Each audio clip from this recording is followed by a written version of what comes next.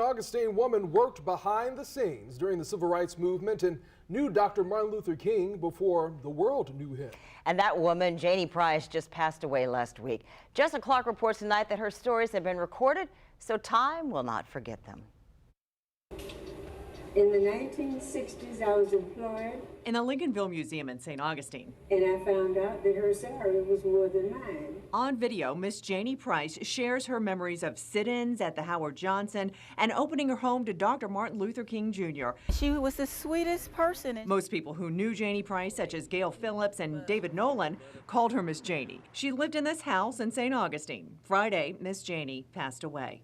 She and Dr. Martin Luther King Jr. knew each other from Atlanta during their college days in the 1940s. He was dating one of her classmates. Several years later in the 1960s. When he came to St. Augustine, she said she didn't even know Dr. Martin Luther King. Who was that? She knew Martin King. But he recognized her. He eventually stayed at Miss Janie's home during his time in St. Augustine. And slept on her kitchen floor because of Dr. King had problems with his back. It's said that Mrs. Price remembers Dr. Martin Luther King having breakfast in her home right before he went to downtown St. Augustine and was arrested at Monson Motor Lodge. It was the only place he was arrested in Florida, and it made international news. After that time, Price continued her work as a nurse. Well, as they called her, the Florence Nightingale of St. Johns County. You know, she worked as a public health nurse, looking after families, both white and black, including some of the white families who had bitterly opposed the civil rights movement.